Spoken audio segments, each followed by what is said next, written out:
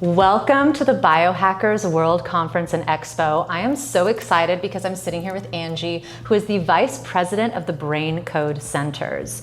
And one of the reasons I'm so excited to chat with you today is as a sex scholar. I have so many people who come to me with issues in confidence, imposter syndrome, and those are incredible things that you help clients with all the time. And it is through this neurological framework that you have created that's so powerful. Can you share a little bit about what you do? Absolutely. So Braincode Centers, first off, we're one of the largest neurofeedback companies in the country.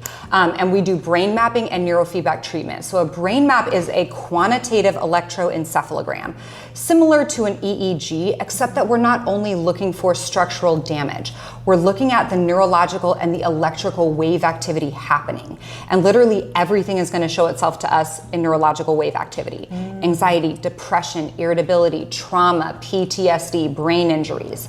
So that's how we start. And it really is to figure out exactly where these things are coming from in the brain, right? It's not that they're not happening. We know that they are. We just need to know what the neurological patterns are so that we can utilize the neurofeedback treatment to essentially rewire the brain, to retrain it to self-regulate, to create new neural pathways, to essentially try to eliminate the unfavorable symptomology that that person is experiencing. I love that. And so if someone was trying to deal as an adult, which so many of us are, like re-heal confidence, re-heal especially that imposter syndrome, because something that's so fascinating about confidence is external, self-esteem is internal. Most people don't even realize that those are two different things.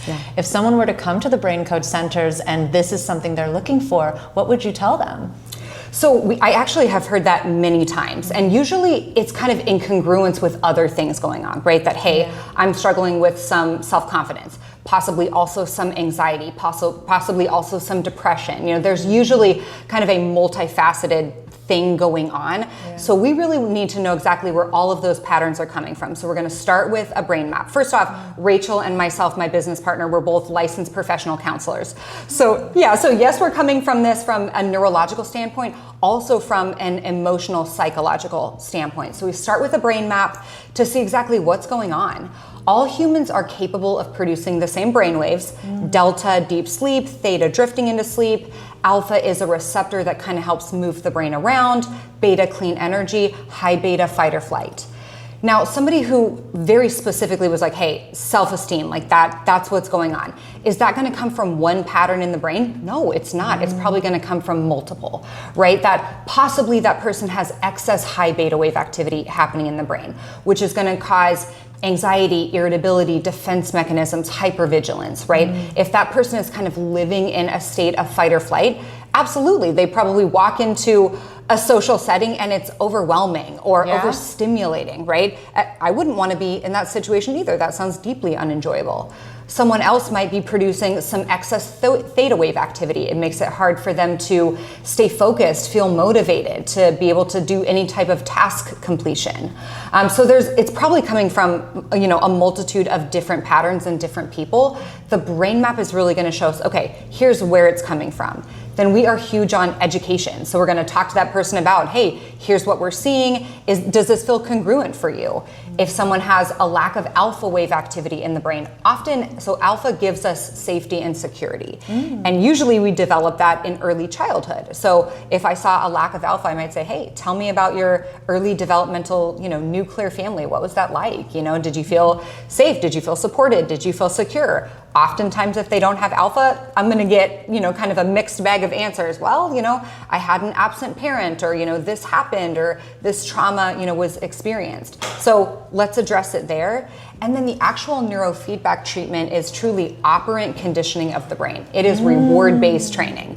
So we're teaching the brain. I love reward-based training. Oh my gosh, continue. Yes. No, that's exactly right. That kind of that, Pavlovian response, right? Puppy with treat, that is how we're able to teach the brain. So that person, we're going to create a series of individualized protocols for them so that they can, whether remotely, often people are doing it remote, we have a remote headset, or if they're coming into one of our in-person clinics, that way they can learn to train their brain. I love that. And something with rewards-based learning that is so important is we do it with kids. Like you said, we do it with animals. And then all of a sudden, we just stop doing it with ourselves and with other adults. Absolutely. And it's so fascinating because I'll also see so many adults and I'm like, if you just do this little reward rewards-based training thing. And they're like, what? Give myself a treat? And I'm like, well, when was the last time you gave yourself a treat for doing the annoying thing, the obligation thing, and then the responsibility, right? I love that. And I love that personal approach. I think that's something that's so often missing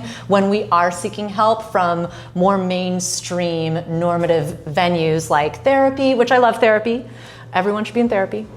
But therapy, even your regular doctor, in fact, even your OBGYN and urologist, they don't have any sex ed training. So oftentimes I'll get people and they'll be like, my gynecologist didn't help me. And I'm like, well, they weren't trained for that. For sure. And so that's why what we do is so important. And what I love, like, that person first approach, and that we start with the brain mapping, which is also so cool. What are some things that you have experienced, like through this research, through this work, that you've seen that are just like would blow people's minds? Big question, right? Big question, because honestly, I think that, you know, what we get to do every day is so mind-blowing. One thing that you said earlier that I thought, you know, right when you said, I was like, yes, is kind of that approach where it really is like software versus hardware, right? That the counseling, again, everybody should be in counseling. Counseling is amazing, but counseling, meditation, you know, all these other things are more like software updates on a computer. And hey, if you need a software update, let software update all day long. If we have a hardware issue, a software update really isn't going to address that. That's what neurofeedback is, getting into the neurology, getting into the hardware. So, I mean, gosh, the amount of things that I've seen. So we treat, you know, we specialize in traumatic brain injuries. I have seen people who went from being relatively nonverbal to being able to verbalize again. Like, I mean, I've seen the most incredible life transformation changes.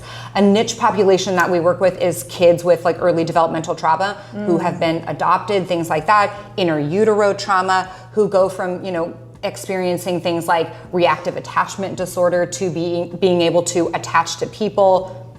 I could go on and on and on about client changes that I was in clinical for many years. Now I get to do all of our business development and marketing, and I get to teach people about neurofeedback, which I absolutely love.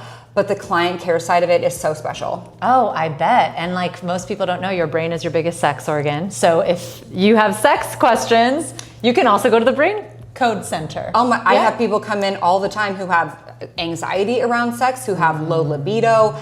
There's so many different, and we often don't think it's neurological, right? Angie, I've gotten all my hormones checked. They're normal. Okay, yeah, so it's not coming from a hormonal kind of neck down situation or issue, right? Right. But often we forget, like, neck up, your brain controls absolutely everything. So if your brain is not online and in gear, you're gonna have a lot of issues neck down. Absolutely. Oh, I love this. Thank you so much for chatting with me. Yes. Where can people find out more about your center and how to work with you guys and how to become clients? Because I'm sure you all want to become clients now. Listen, you can find us. Our Instagram is @Braincode Centers. We would love to chat with you. We do 100% free consultation. So it will never cost anyone something to learn more about neurofeedback and what the options are for them. Listen, if neurofeedback is not a great fit, let's talk about it. If it is a great fit, let's figure out a way to make it happen for you. We have a website, braincodecenters.com. Either of those places you can fill out an inquiry and get signed up for a consultation. I do probably 75% of the consultations. My business partner, Rachel, does. That was probably more like 40, 60. So you're gonna have to meet one of us if you wanna start with Braincode Centers. Oh, well, that's amazing because they're meeting with the best. That's it. Honestly, it's one of those that, you know, do we have all the time to do all the consultations? Not necessarily. But it's such a passion project for us that it, you know, kind of over our cold dead hands will we not do all the education for the company. So we love meeting with people. We love talking more about neurofeedback and how it can help someone. So something that's so fascinating is there are now new vibrators coming out, everybody. Now, I know people have heard about the vibrators where your partner can control it, and that's really fun. So get this. We're now having those type of vibrators be created where your brain is involved and your partner can control your vibrate. I mean, you're the expert here. Tell me a little bit about that and what that means with what you're doing at the Braincode Centers and how that helps people. Isn't that amazing? So first off, sex can be kind of, you know, a taboo topic. And really, I mean, it's incredible that we're able to experience pleasure with our partner through brainwave activity. So the way that kind of this device works is that the partner who does not have the device actually has to get into a relaxed alpha state for the vibrator to work for their partner. So it's literally challenging your brain to be able to get into a place of calm, to a place of relaxation. If you're sitting there and you're lit up and you're feeling stressed or you're feeling anxious, your partner is not going to be able to experience any pleasure. So truly, once you get relaxed, they can get relaxed. Oh, that's so cool. And something else that is really amazing about what you do is like how it improves relationships. So talk to me a little bit about that approach as well. So much. I have so many couples and even families that come in and are wanting to do basically neurofeedback as healing for their family structures. So as children, we can have early trauma, different things happen where then that affects our attachment style. Anxious, avoidant, disorganized, congruent attachment style. So essentially, we're going to see those in patterns in the brain. If someone has trauma, whether that's later PTSD trauma, whether that's, early childhood trauma, all of those things show themselves within different patterns, which show themselves in attachment styles. So rather than, this kind of goes back to the software hardware, rather than maybe going to couples counseling and we're talking about it and we're talking about it and we're kind of beating a dead horse, if you will, why won't you change your patterns? We need to look at the brain. Where do those patterns start from in the first place? And how do we address it here, which will then affect behavior, but ultimately we have to start from, kind of the ground up and work there. Absolutely. Oh, thank you so much, Angie. Yes, thank you. Okay guys, if you missed Chicago, if you missed Los Angeles, it's okay, no panic, because we have the same event in Miami early November. Really come, it's an amazing community. We learned so much, and even if you think you are a biohacker who knows everything, believe me, you will learn something in Miami.